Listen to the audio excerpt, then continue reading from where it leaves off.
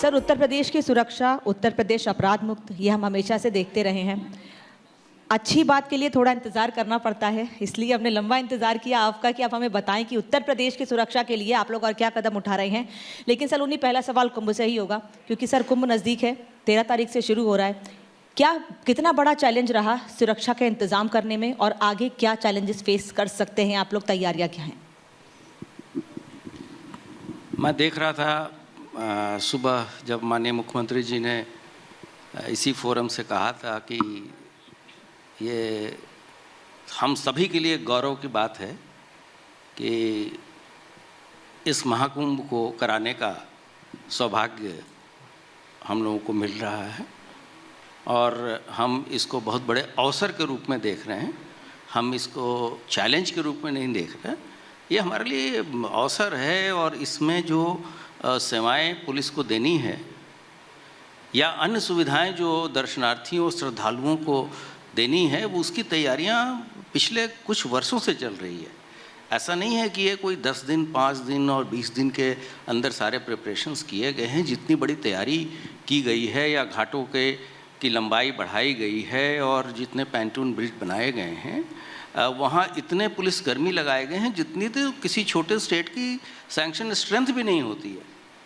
तो उनकी ट्रेनिंग, उनकी सॉफ्ट स्किल ट्रेनिंग, हमारे जो स्पेशलिस्ट यूनिट हैं, हम लोग पूरी तरीके से तैयार हैं।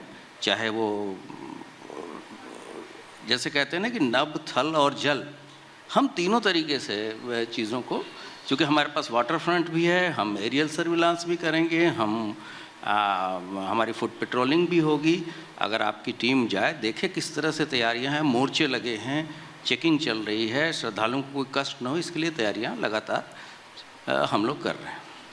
40-50 करोड़ बताया जा रहा है कि लोग आएंगे, और इस बार कई थ्रेट्स भी अभी सामने आए। खालिस्तानी आतंकी ने धमकी दे दी, तरह तरह की चीज़ें हो रही हैं। अभी एक तहसीलदार वहाँ नकली पकड़ा गया आप लोगों के नेतृत्व में ही। तो ये जो मुस्तैदी है, ये बहुत सारे जो आस्थावान हैं, जो सनातनी उन्हें आने के लिए उत्साहित कर रही है। आप क्या कहेंगे उनसे? कैसे विश्वास दिलाएंगे? एक बार आपके मुंह से शायद वो सुनना चाहें कि व्यवस्थाएं बिल्कुल पुख्ता हैं, आ जाएं, स्नान ध्यान करें। नहीं, मैं तो सभी श्रद्धालुओं से अपील कर रहा हूँ और इस बार हम लोग काफ़ी संख्या में हमारे विदेशी मेहमान भी आएंगे और पूरे देश से लोग आ रहे हैं। और मैं सबसे अपील करूंगा कि हम यहाँ पे सीमलेस और ऐसी फुल प्रूफ सिक्योरिटी व्यवस्था का इंतज़ाम हम लोगों ने किया है या शासन ने किया है कि इस तरह के आयोजन पहले कभी नहीं हुए। बहुत सारे अभिनव प्रयोग हम लोगों ने, जब पिछली बार राम टेम्पल का उद्घाटन हुआ था तो भी किया था। और ये छोटे मोटे थ्रेट्स जो हैं जी आती रहती हैं, पिछली बार भी आई थी। और इसके लिए हमारी जितनी एजेंसियां हैं, केंद्र सरकार की जितनी एजेंसियां हैं, सबके साथ समन्वय बना के और प्रॉपर कोऑर्डिनेशन के साथ हमारी टीम प्रतिदिन इन चीज़ों को इवेलुएट करती है। और हमने अपने सामान्य चीज़ों के साथ साथ साइबर वर्ल्ड को भी बहुत सिक्योर किया है। उसकी साइबर पेट्रोलिंग भी हम लोग कर रहे हैं। साइबर फ्रॉड की घटनाएं न हो, इनको भी चेक कर रहे हैं। तो बहुत सारे ऐसे अभिनव प्रयोग हैं, जैसे AI का इस्तेमाल है, वो हम लोगों ने उसकी शुरुआत अयोध्या के जब पिछले वर्ष टेम्पल का उद्घाटन हुआ था तो हुआ था। लेकिन इस वर्ष इस कुंभ में हम उसका और बृहद प्रयोग करने की हमारी योजना है और इसके लिए सारी तैयारियां कर ली गई हैं। मैं आपके माध्यम से आश्वस्त कराना चाहूँगा कि सभी श्रद्धालु जो आना चाहते हैं आएँ, और उसके लिए बहुत उम्दा व्यवस्था उत्तर प्रदेश शासन और सुरक्षा के लिए उत्तर प्रदेश पुलिस ने कर रखी है। सर, उत्तर प्रदेश पुलिस हमेशा अलर्ट मोड में रहती है, ये हमने देखा है। फिर चाहे संभल हो, बहराइच हो, कुछ ऐसी चीज़ें सामने आई जिसको लेकर आप लोग ने जो तस्वीर पेश की उत्तर प्रदेश की, हमने देखा पूरी तैयारियों के साथ, वो एक एग्जाम्पल है सबके सामने। शांतिपूर्ण तरीके से सब कुछ निपटा। मेरा सवाल एक बार फिर कुंभ को लेकर ही होगा कि आप लोगों ने कब से तैयारियां करनी शुरू कर दी थी कुंभ में, ख़ास तौर पर सुरक्षा को लेकर? क्योंकि हमने पिछली बार देखा था जब कुंभ में था कि इतने लाख लोग आएंगे लेकिन करोड़ों लोग आए थे। अब तो करोड़ों का आंकड़ा लेकर ही चल रहे हैं। तो तैयारियां कब से चल रही थी, मीटिंग्स और वहाँ पर डिप्लॉयमेंट, सारी चीज़ें? तैयारियां तो जैसे हमने बताया कि पिछले 1-1.5 वर्षों से थी, लेकिन पिछले 6 महीने से हमारे सभी जो मुख्य अधिकारी वहाँ नियुक्त हो गए थे और किस तरह से सुरक्षा का खाका तैयार किया जाना है और कहाँ किस किस क्षेत्र में कितने लोगों को हम एकोमोडेट करेंगे, उनका क्या ट्रैवल प्लान होगा, क्या कंटीजेंसी ड्रिल्स हैं।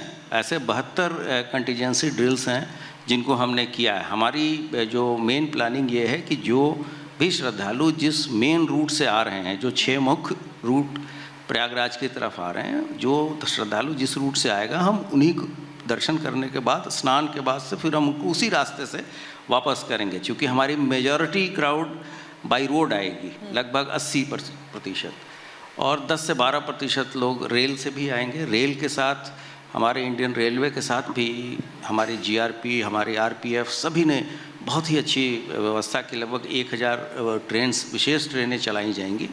तो 10-12% वहाँ से आएंगी और 5 से 7% हम लोग एयर के द्वारा भी लोग वहाँ आएंगे। जो वहाँ एयरपोर्ट है, कुछ चार्टर्ड प्लेन्स भी आएंगी, विदेशियों की संख्या भी हम एक्सपेक्ट कर रहे हैं।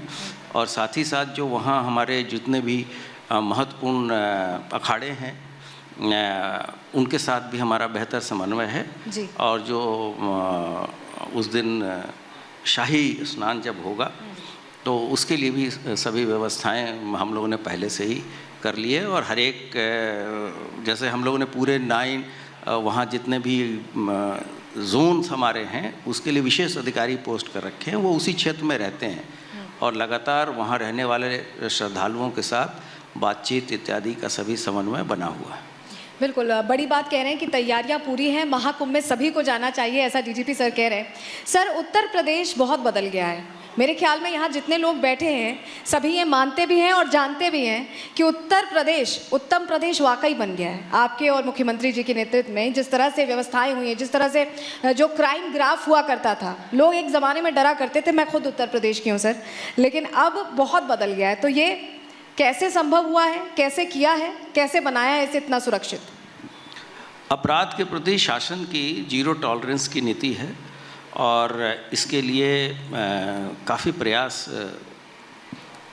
बहुत सारे स्तर पे किए गए।